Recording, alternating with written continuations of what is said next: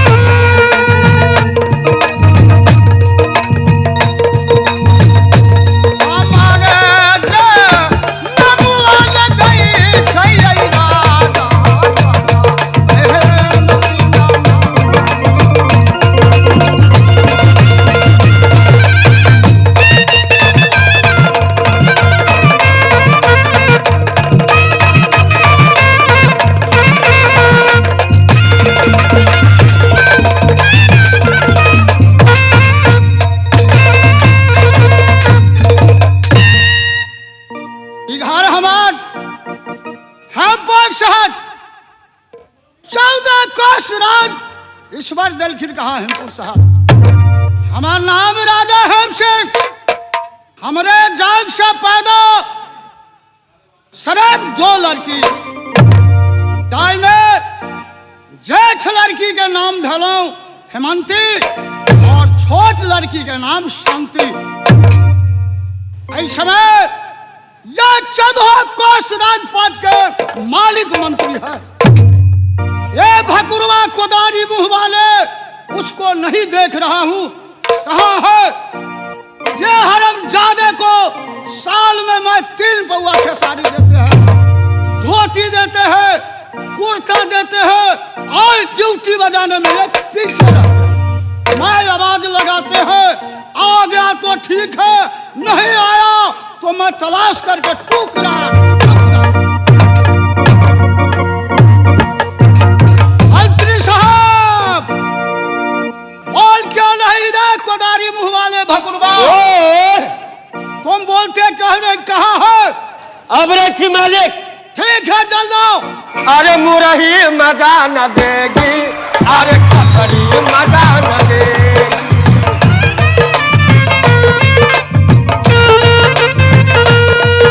अरे मुरही मजा न देगी, अरे खचड़ी मजा न देगी।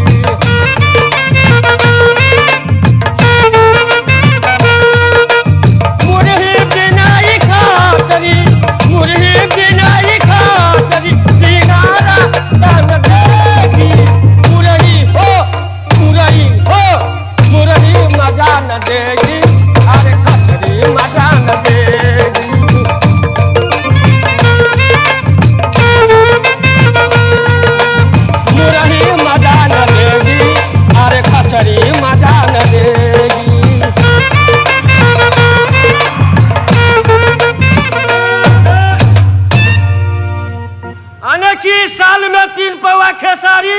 एगो धोती एगो कुर्ता हमरा मिलैया।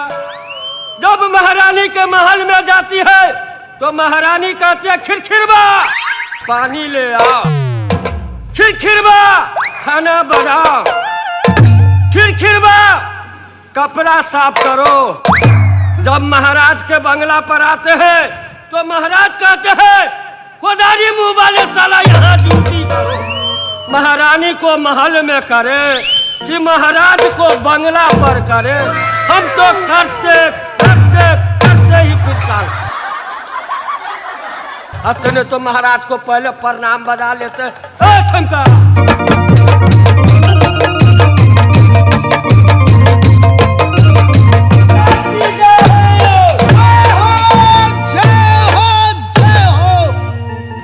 मंत्री साहब जीव ये बताओ जीव मैं अपने बंगला ऊपर में अकेले बैठे रहते हैं जीव रे कोदारी मुंह वाले तुम कहाँ चले जाते हो? क्या है? चुप करो, बोलो। मालिक साल में 3 पौवा खेसारी एगो धोती हमरा दै छी। सही बात है। वैसे हमरा धिया पुता के पेटो मुँह में झरैया।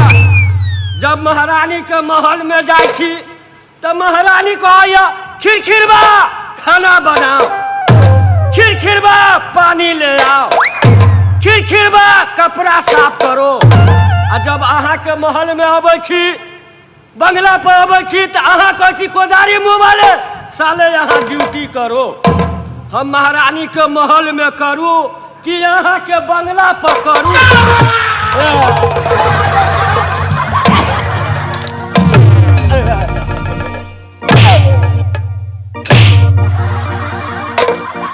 क्या कहा रे भकुरबा? मालिक को बंगला पर करे कि मलकान को महल में करे? क्या सब चीज में नहीं के बात पूछ जाते रहो? क्या सब चीज में नहीं के बात समझा करके कहो। नहीं भदैया देख नहीं तो मैं जात का छतरी हूँ, सारे बदन को के मालिक को बहुत हम साले हरामजादा 2 ठो कौन होता है? गंगौर वाला सबका 2 गो मालिक अपना में जो झाइल वाला आयल है। अच्छा वही साल के 2 गो बियाह भेल हवा। कैसे हुआ बियाह? एगो घर वाली मर गए तो हमरा कहलक बाबू हो एगो आरो हमरा बियाह कर दा। अच्छा साल के वो बियाह कर दिलिए, 6 महीना रहले वो घर वाली मर गए। हरामजादे वो उस्ताद को तुम बेटा बना रहे हो, उसको यहीं से प्रणाम कर लो। उस्ताद है और क्या है? 60 बजा। हाँ जते हमार सजिंदा मास्टर छी सबके हमरा तरफ से प्रणाम। आहे रे बेटा तोरो प्रणाम। आप कहो मंत्री साहब ओए हम तो 14 कोस राजपाट को हेमपुर शहर का राजा बना हूँ। जो तो भी 14 कोस राजपाट को मंत्री है, समझो। जो इसलिए मैं तुमको बुलाया हूँ। जो तुमसे कोई राय विचार लेना था।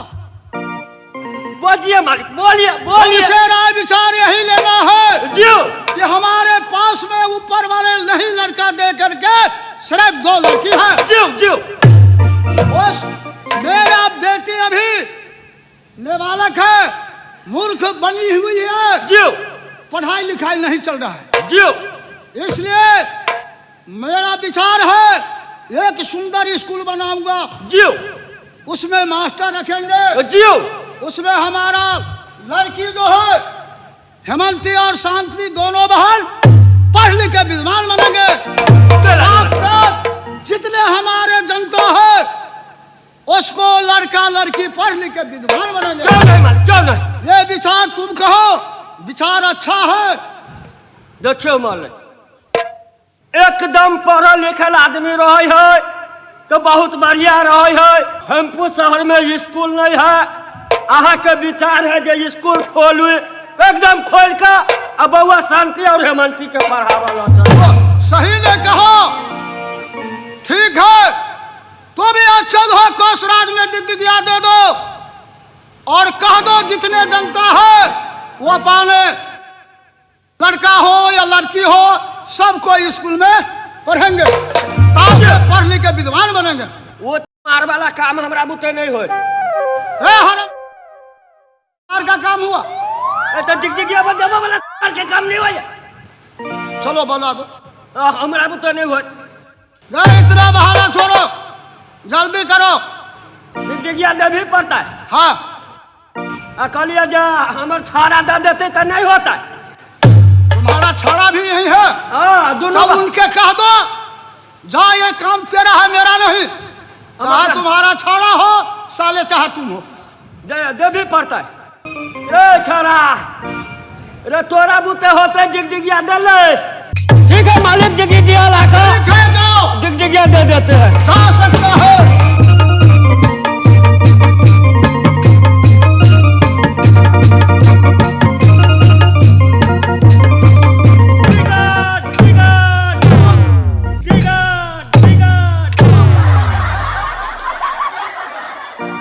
मालिक क्यों ना क्या है? कहलिए जे हमर साथी अही दे देती तो नहीं होता। जो मैं कहता हूँ वो करो। डिग्रिया देने का तुम्हारा फर्ज है, मेरा नहीं, समझा?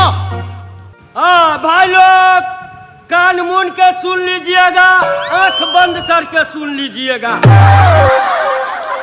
आपके गांव में इतने भारी बाढ़ आने वाला है, इतने भारी बाढ़ आने वाला है, सब कोई कालखनी छीटा कोदारी लेकर चलिएगा बांध बांधने के लिए।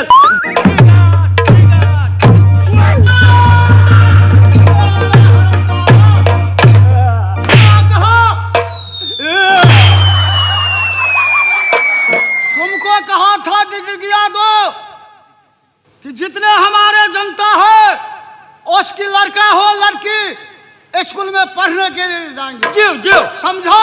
जीव तुमने कह रहा था कि टोकरी कोदारी लेकर के आओ, कहीं नदी में बांधने कहा रे।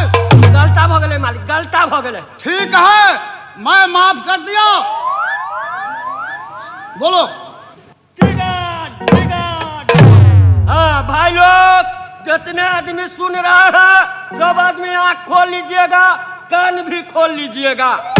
हमारे महाराज ने एक बड़ा सा कॉलेज खोला है। उस कॉलेज में जितना लेडीज है जेंट्स है सब आदमी आइएगा पढ़ने के लिए। नेंगरा लुल्ला कुर कना लकवा वाला कोर फुट्टा। क्या बक रहे हो? जगह लकवा धने रहती से नहीं आता। कैसे जा सकता है? घुसके आते। चलो ठीक है। हाँ कोरफुट्टा लकवा वाला टुनकी वाला मरकी वाला सब आइएगा। डिगा डिगा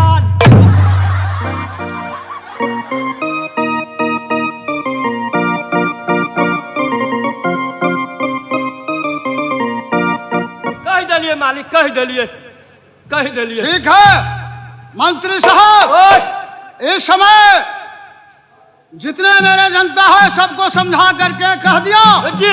ठीक है इस समय तुमको कहाँ जाना है? कहाँ?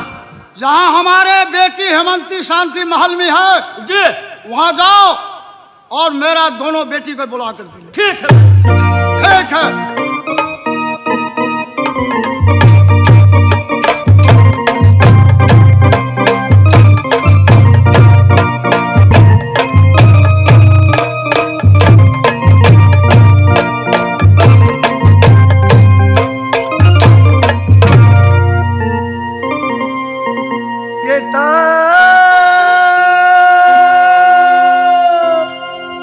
या रामुआ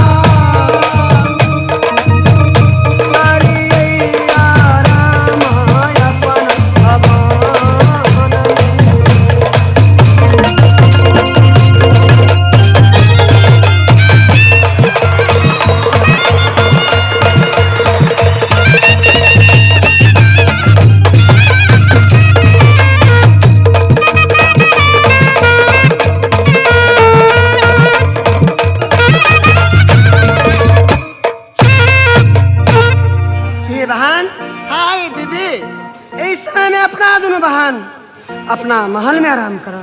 सही बात है दीदी। मंत्री साहब ते भी करता। हाँ ये दीदी आवाज तो सुनी छलिया। आवाज सुनी छला। हाँ ये दीदी। ठीक है अपना दोनों बहन आराम करा। मंत्री साहब ऐती ते भी कर। ठीक है।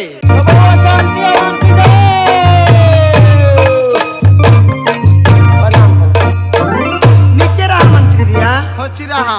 बोल बउआ तोरा दोनों बहन के यही ला लियो हम महल में बोलबा के लेल। कहलियो खाना पीना खा लेला।